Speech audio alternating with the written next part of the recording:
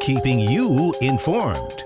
This is In.form on WBDC and 18 WJTS. Welcome back to another edition of In.form here on 101 Country WBDC and 18 WJTS. I'm Kaitlyn Neukam, and today we're talking about the 19th Annual Patoka Lake Cleanup with none other than John and Emily. Welcome, guys. It's a pleasure to have you back once again after another year of successful cleanup at the lake. Thank you. We appreciate. Very good. So let's go ahead and talk a little bit about, let's kind of, recap what happened last year. You guys have some numbers about some fantastic statistics and whatnot that you guys were able to clean up. From what I heard, it was a little bit of a rocky weather day. So we're hoping for this year for it to be a lot better, a lot nicer out. So how did last year's cleanup turn out for you guys? Well, it was hurricane weather. The rain was blowing, and we almost canceled it because of the weather, but we decided to have it. And when it all ended, we had 88 volunteers come with their parkers and all the rain gear, going out and picked up 1,800 pounds of trash. But it turned out pretty good at the end, about 10, 11 o'clock.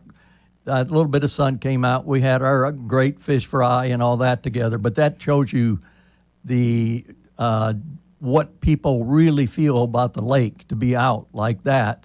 And that puts us up at, we're about 2,010 or 11 volunteers over the years, and they picked up 45,000 pounds of trash. Wow, that is so much. What is that kind of, I know cleaning it up is one thing and being able to say, hey, we've taken this out, but what does that mean as an everlasting impact to the lake ecosystem itself? I mean, that's a lot of things going on there as well. So being able to remove that trash and that litter, how does that kind of go back to helping the Patoka Lake area in itself? One thing, the lake was built for flood control, basically, but also has recreation, and it's one of the only two, I think, man-made lakes that have drinking water pulled out of it. So if flood control, that's a excellent help for the local farmers and all that down the river from the lake. Plus the fact that look at all the recreation that goes on at that lake and the people coming in from all over. They're spending money. That money stays local.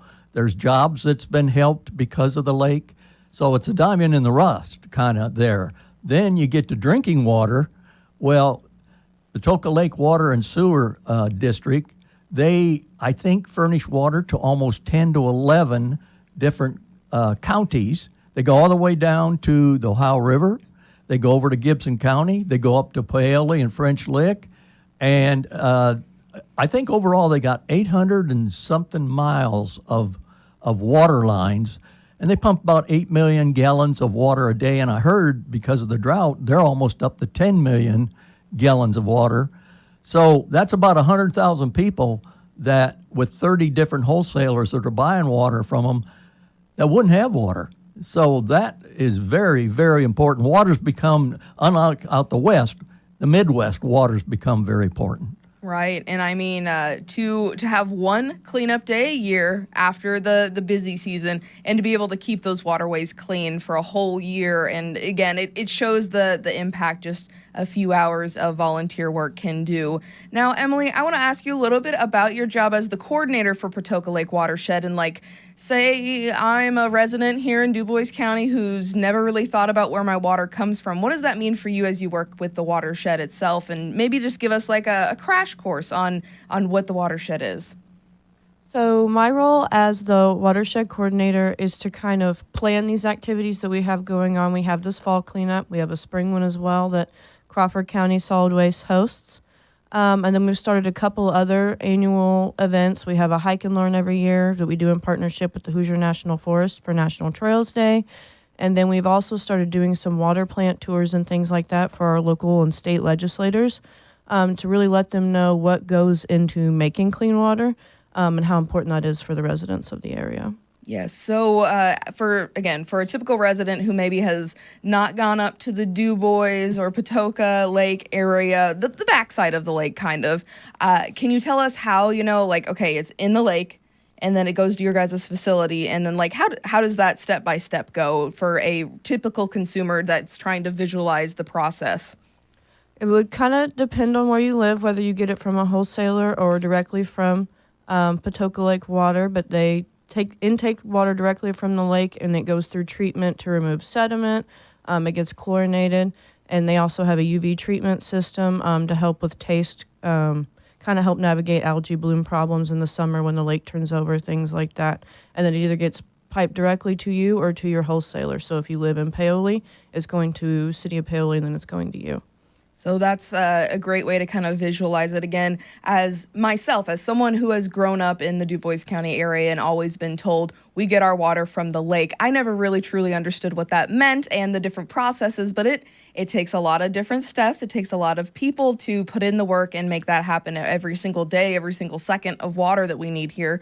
So again, just hearing how far the water reaches customers is just tremendous. So having a cleanup day like this with volunteer help is super, super important to keeping everybody's water safe, drinkable, and consumable. So let's go ahead and we're gonna talk about your big day coming up on September 27th, the 19th annual Patoka Lake Cleanup, where you guys are needing volunteers. We've kind of experienced some of this stuff before, but let's go ahead and run through the event and what you guys are kind of looking forward to. I don't know if John, if you want to start, or Emily. Yeah, I can start it off. We're pretty well handling it the way we've handled it the last 10, 15 years. We're going to start off where it's going to be at the Army Corps of Engineers dam site. That's where everybody will come in and sign up. And to help those people who maybe haven't been around, we'll have directional signs along the highways and stuff that would help them get there. Once they get there, they'll have to sign up. And after they sign up, then they'll move to another area. We've, in the past, had an enforcement fellow there to give them a little information on what not to pick up in that. And then they will go to a fellow that has the maps, and we have designated certain areas where certain people could go, and they'd hand the map to them. Now, if someone had been there before and wanted to go to a certain site, that's fine. We're not going to tell you where to go to pick up the trash. And then from there, you move into where you get some something to pick them up. You don't have to bend over. And trash bags. We have insecticide and gloves. And then Crawford County will be there for recycling items. We're going to be recycling. Wow. So they will have certain bags that are recycle bags. From then, we send you out maybe to your designated spot or where you want to go. And you'll spend 2 hours or so picking up. We'll kind of travel around, make sure you got bags and stuff as you start picking up. About 11, we'll ask the people to kind of return back to the Corps. Leave your bags all on the roads and stuff. We'll pick them up later. And then you can hand all your stuff in. We'll have goodie bags for everybody. Then also we have our sponsors, which we couldn't exist without those sponsors. Sponsors are giving either donations of money or items such as caps and that type of thing. And we have a random drawing when the people are out picking up of all the names that they signed up, and then we're designating certain prizes for them. So we'll have a board there with their name and all the prizes, so when they come back, they can look and see if they want a prize or whatever. Also, we have a big group picture. That's really big, that we have a big group picture. And then you go and enjoy a good fish fry with all the dressings and stuff with it. Spend as much time as you want. And the nice thing about it is, I'd say easily by noon, you're gone and you've got the rest of the day to do it. So that's basically it. I think Emily was going to talk about some couple things we changed this year. Oh, we got some changes. Yeah, some good changes. So, and looking at trying to make the cleanup more sustainable long term and kind of reduce our single-use plastics and things like that. We've moved all paper plates. We're not going to do plastic water bottles anymore. We're going to have refill stations. So we encourage people to bring your own water bottle. If you do, you get a sticker for your water bottle. I'm a sticker girl, so you're talking to the right people. If you forget your water bottle, no big deal. We'll have some reusable cups to use, and then we also have reusable silverware. So So that's something good to note as well. So let's backtrack just a little bit about the event itself. Tell me a little bit about who you're looking for to help volunteer. Is this a family activity? Are we looking for like an early morning date day for a couple maybe? Are we looking for, certain age demographics or maybe physical capabilities? And how should they arrive? What clothing they should wear and how they should be prepared to move around and pick up some things? As far as who can come pick up, anybody. We have very small kids come where they're the same size as the trash bags. We have grown-ups, we have the elderly, everybody. We do have kind of different sites that we try to give to different people. Say it's a Boy Scout, Girl Scout troop, doesn't want to be alongside the road. We try to send them to a boat ramp or something like that, somewhere a little safer. We have some folks that clean up via kayak, so you can walk or paddle and help with the cleanup. As far as activity level, if you don't feel comfortable walking the roadsides this year, we've added an activity you can do at the Corps during the cleanup. We're going to build around 100 bluebird boxes that'll help support habitat within the watershed. So tell us a little bit about that. I know you're itching to add some. Yeah, well, the other thing is, unlike maybe past, this drought has really dropped the lake, so we're going to be able to maybe walk some of the shores that we couldn't before and pick up trash that we couldn't pick up in the past. Right. So remind us what clothing's required, because you guys want to make sure everyone stays safe and stays healthy while they're going and, dealing in these maybe unusual terrains. So what should we expect to wear? With walking roadsides, I recommend long pants because you might be getting into some weedy stuff, and definitely closed-toed shoes because you don't know what kind of trash you might be walking into. If you're going to be somewhere where you want to be shoreline, maybe even some muck boots, rubber boots would be a good idea. Help keep you dry. Yeah, so definitely something to keep in mind. And another thing that I'd like to maybe remind everyone is that this is not a pre-RSVP event. If you decide the night before, or if you decide that morning, say you didn't sleep very well and you want to go do some physical activity, you can go out to this and, just sign up, and it could be something that you kind of do on a whim, and it might be something that you find that's really something you really like doing, because I would imagine at the end of the day, once you get all of those trash bags full and once you, return to the Corps engineer's office and kind of sit down and have that fantastic meal, you're going to feel pretty good about yourself afterward, right? That's part of it, isn't it? Yeah, I think so. And we can't forget, your station and TV station and radio station and Mr. Bill Potter. Oh, yeah. In the past, he has been there for the full time. He's emceeing, he's interviewing. He gets the word out. So he's been a great help to us.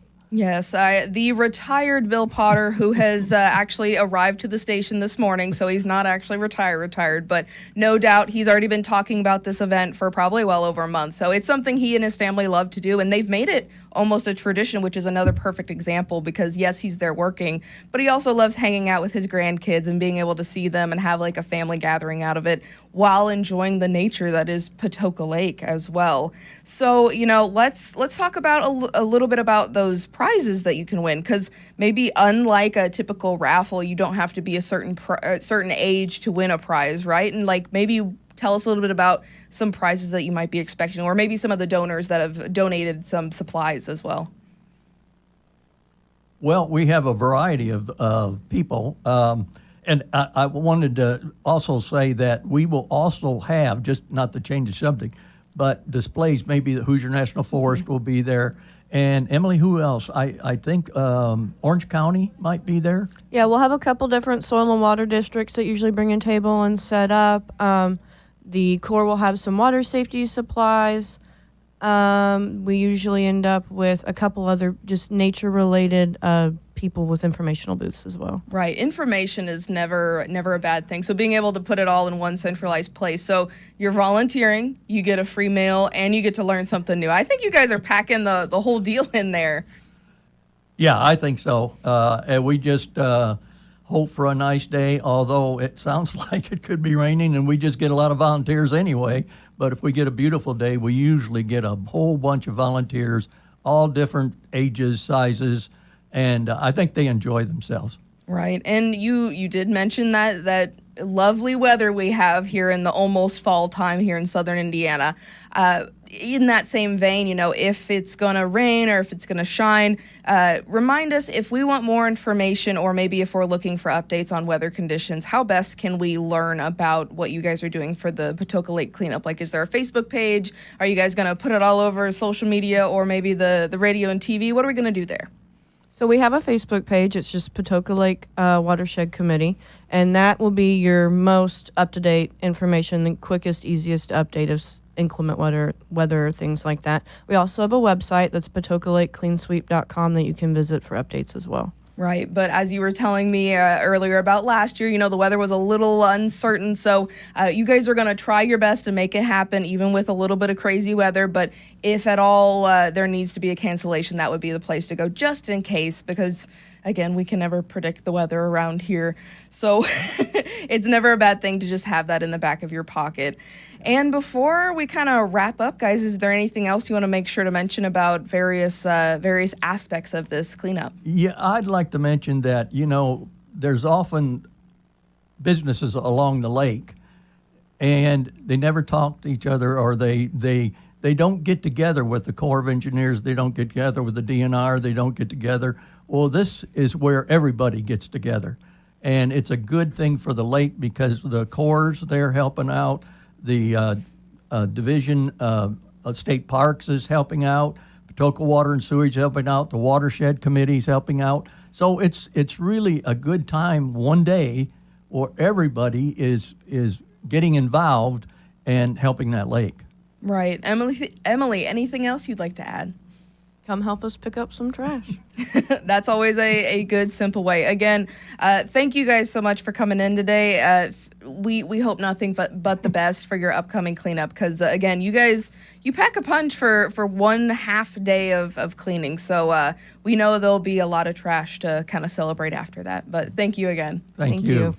Fantastic. This has been your In.form here on 101 Country WBDC and 18 WJTS. Again, the Patoka Lake Cleanup, their 19th annual, is happening on September 27th at 8 a.m. Eastern. There's going to be a free fish fry lunch, door prizes. 8 a.m. is when registration starts at the U.S. Army Corps of Engineers office at 4512 North Cuzco Road South, next to the dam. Spillway signs will be will be present around there as well. And then that coveted free fish fry lunch starts at 11 a.m. Eastern. And again, this is on Saturday, September 27th. This has been with the Patoka Lake Watershed Committee. This has been In.form on WBDC and 18 WJTS. Catch past episodes on our social media pages and our websites. If it matters to you, it matters to us. In.form.